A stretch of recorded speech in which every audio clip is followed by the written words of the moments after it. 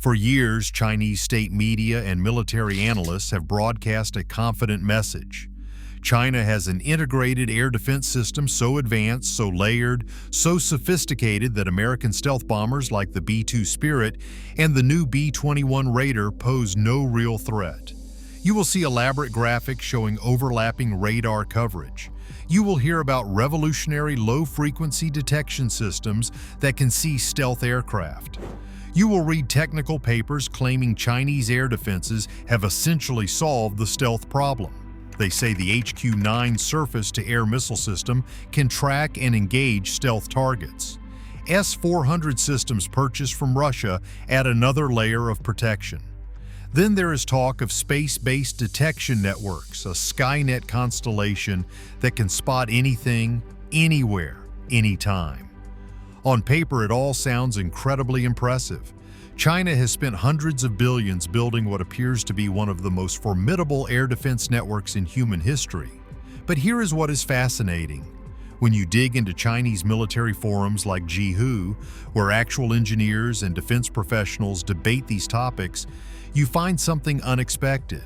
You find technical candor. You find doubt. You find Chinese experts themselves questioning whether these systems can actually do what propaganda claims. Today we are going to examine why China's air defense claims do not hold up under scrutiny. By the end, you will understand why the real question is not can China stop the B-2. The real question is, can any modern air defense system reliably stop a top-tier stealth bomber operating in a fully contested environment with heavy electronic warfare? The uncomfortable answer Chinese military planners have reached is probably not. The first thing you need to understand about the stealth debate is the difference between detection and engagement. This distinction is absolutely critical, and it is where most of the propaganda falls apart.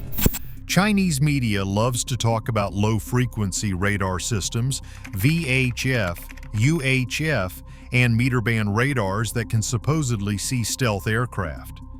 And here's the thing, they are not completely wrong. Low-frequency radars can sometimes detect the presence of something. A stealth aircraft optimized to defeat X-band fire control radars might show up as intermittent, fuzzy, or low-confidence returns on a VHF system. But detecting presence is not the same as generating a reliable fire control track, not even close. To actually shoot down an aircraft, you need far more than a vague sense that something might be out there.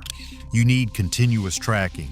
You need precise coordinates updated multiple times per second. You need higher frequency sensors that can provide the resolution necessary for a missile's terminal guidance system. You need robust sensor fusion across multiple platforms. And you need clean kill chain timing. Every step, detection, identification, decision, authorization, launch, and guidance must happen within a compressed time frame. A fuzzy VHF return that appears and disappears does not give you any of that. It gives you anxiety, not a firing solution. According to defense analysts who have studied these systems, modern stealth aircraft can still show up on low-frequency radar, but the returns are inconsistent, difficult to classify, and nearly impossible to track continuously. The bomber might appear for a few seconds, vanish for 30 seconds, reappear somewhere else, then disappear again. Try building a weapons engagement solution from that. This is why low-frequency radar is not a stealth kill switch. It complicates the picture, certainly.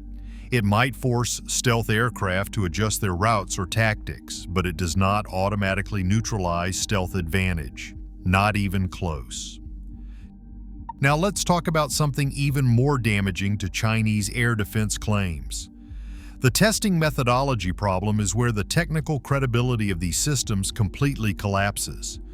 When Chinese researchers publish papers or run tests claiming they can defeat stealth, there is a critical question to ask.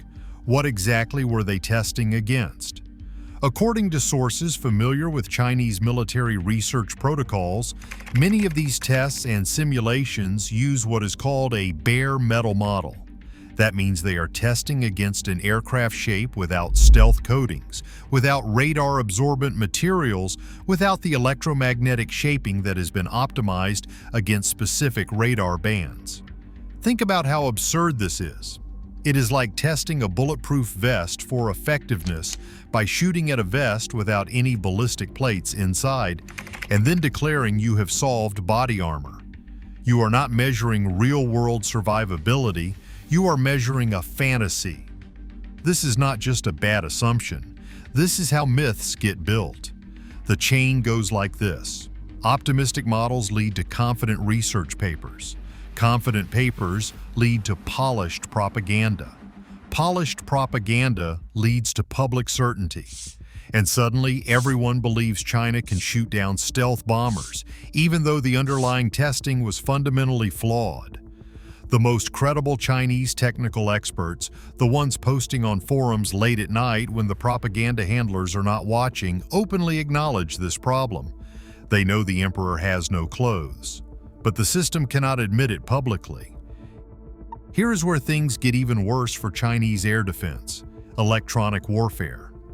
This is probably the single most devastating capability gap that does not get enough attention. Modern electronic warfare does not need to make the bomber completely invisible. That is not how it works.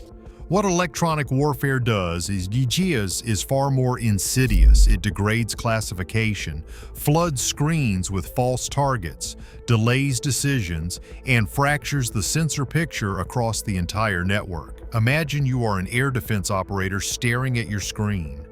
Suddenly you are seeing dozens of returns. Some might be real aircraft, some might be decoys, some might be jamming artifacts, some might be real missiles. Some might be terrain clutter amplified by interference. You have 30 seconds to figure out which targets are real, which require engagement, and in what priority order. Now add this. Your network connectivity to other radar sites is intermittent because of jamming. Your communications with higher command are degraded. Your missile batteries are receiving conflicting target data. The enemy knows exactly which frequencies you are using because they have been collecting that intelligence for years. This is what modern air defense success actually depends on: resilience and cross-domain sensor fusion. If jamming collapses your integrated air defense network into isolated nodes, even good radars become lonely and indecisive. Each operator is making guesses rather than executing coordinated engagement plans. The bomber's advantage is not only stealth, it is stealth plus deception, plus standoff weapons, plus network disruption, all working together as a system. And China's air defenses, for all their apparent sophistication, have never been tested against this combined assault in actual combat conditions. Let's talk about something even more fundamental: the physical reality of radar coverage gaps. This is basic physics, and no amount of propaganda can change it. Earth curvature plus terrain plus clutter create real blind zones at low altitude. Ground-based radars can be incredibly powerful on paper, but low-altitude detection becomes dramatically more fragile when you factor in mountains, valleys, buildings, and the simple curvature of the planet. The standard solution to this problem is layered coverage. Ground radars for medium and high altitude, airborne early warning aircraft for low altitude gaps, passive sensors for triangulation, and distributed fusion to combine all these inputs into a coherent picture.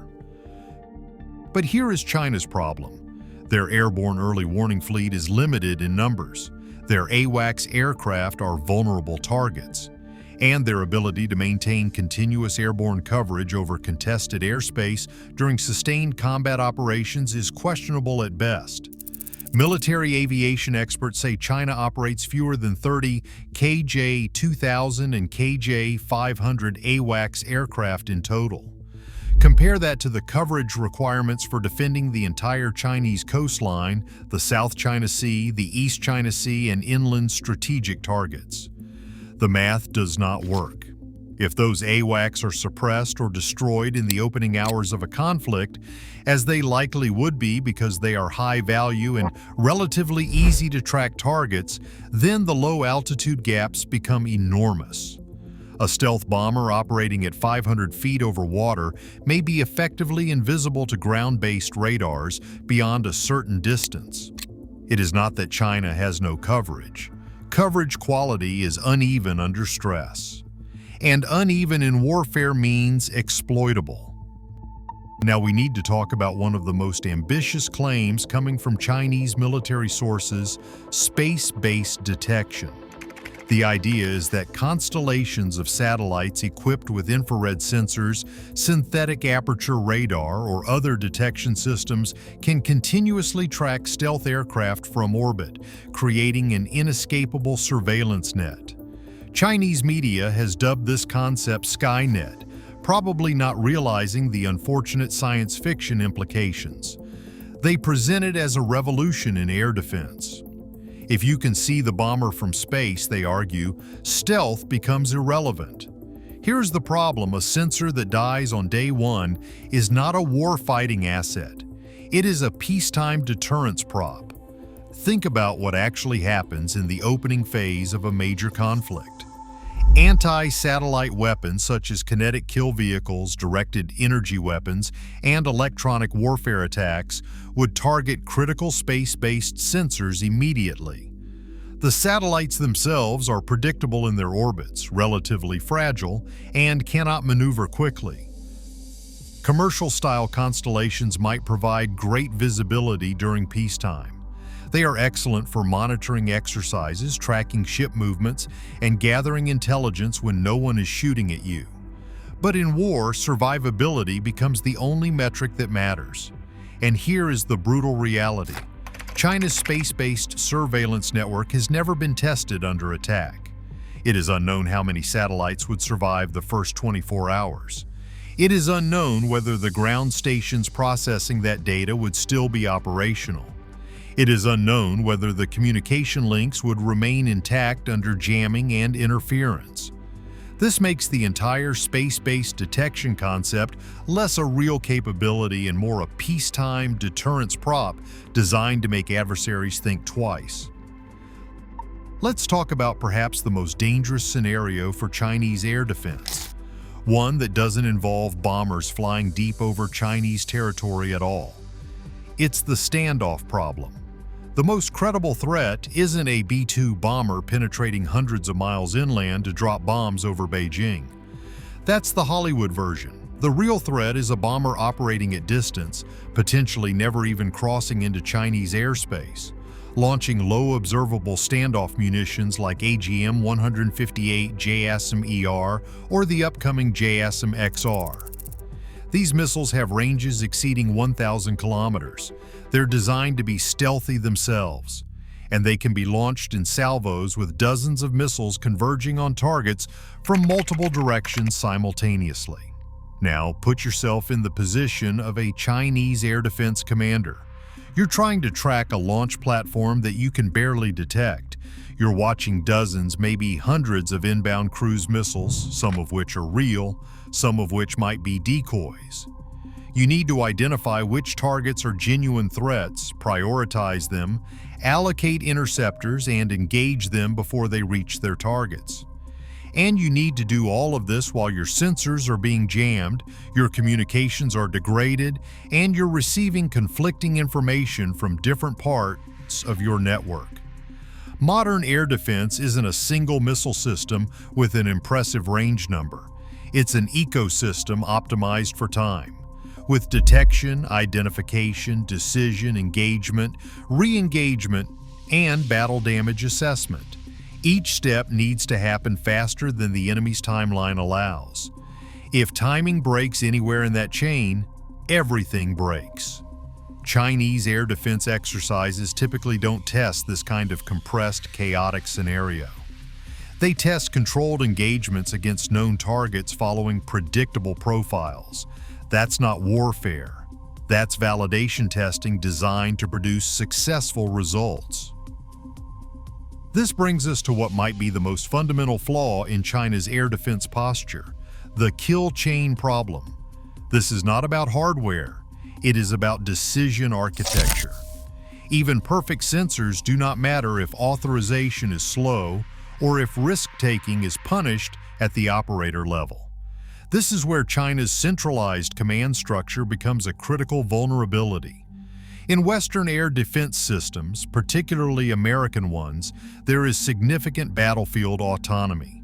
Operators at relatively low levels can make engagement decisions quickly based on pre-authorized rules of engagement. The system is designed to win time, to compress decision cycles faster than the enemy can react. Chinese air defense, by contrast, operates within a much more rigid command hierarchy. Major engagement decisions often require higher-level authorization. Operators are trained to avoid mistakes rather than maximize initiative. In a system where failure is punished severely, the natural human response is caution and hesitation. According to defense analysts familiar with Chinese military culture, this is not speculation. It is a documented concern within China's own military reform discussions. They know their decision architecture is slower and that battlefield initiative is constrained. Reforming this would require changing fundamental aspects of political and military culture, which is extraordinarily difficult. The decisive battlefield resource is not the missile. It is seconds. If China's air defense operators are losing seconds at every decision point, they are losing the engagement before they even fire. So let's connect all these pieces. Why has the myth of invincible Chinese air defense survived so long? Why do people, including many Western analysts, continue to treat these capabilities with such respect? The answer is institutional overconfidence built on controlled testing conditions. If training is designed to reassure leadership rather than reveal vulnerabilities, it quietly becomes performance theater. Over time, the public believes it, the leadership trusts it, and the system loses the ability to self-correct. This pattern is visible throughout Chinese military development. The J-20 fighter looks impressive in air shows, but struggles with engine reliability in sustained operations. The Fujian aircraft carrier was delivered with minimal testing because political timelines demanded it. The Type 055 destroyers are massive and well-armed, but have never been tested in actual combat conditions. The danger is not incompetence. Chinese engineers and military planners are highly capable. The danger is a system that rewards confidence over candor, that prioritizes propaganda value over operational reality, and that makes it professionally dangerous to acknowledge limitations. And this is why those late-night discussions on Chinese military forums are so revealing. When technical experts debate among themselves away from official scrutiny, the conversation becomes surprisingly skeptical. They acknowledge the radar gaps. They question the testing methodologies. They recognize the electronic warfare vulnerabilities. They understand that their air defense system looks far more capable in PowerPoint presentations than it would in actual combat. So, what's the bottom line? China's air defense claims are not backed by the kind of testing, combat experience, or technical foundation necessary to validate them. Low-frequency radar does not solve stealth. Space-based detection is vulnerable to first-strike attacks. Electronic warfare capabilities remain untested under real combat stress. Kill chain timelines are constrained by rigid command structures, and the entire system has been built to impress leadership rather than defeat peer adversaries. The harsh truth is this: China has built an air defense system optimized for deterrence through perception rather than victory through performance. It looks formidable in diagrams, it sounds impressive in briefings, but when you examine the technical details, the testing methodologies, and the operational realities, you find a system that is far more fragile than it appears. Can China shoot down some aircraft? Absolutely. Can they make operations over Chinese airspace dangerous and costly? Certainly, But can they reliably stop American stealth bombers operating with full electronic warfare support, standoff weapons, and decades of operational refinement? The evidence, including China's own internal skepticism, suggests they cannot. And that is why, despite all the confident propaganda, B-2 bombers still keep Chinese generals awake at night. Because deep down, they have done the analysis. They have run the simulations. They know where the gaps are. And they know that in a real shooting war, those gaps become chasms. Don't forget to subscribe and enable notifications so you don't miss our next deep dive into military technology and strategic realities. Thanks for watching.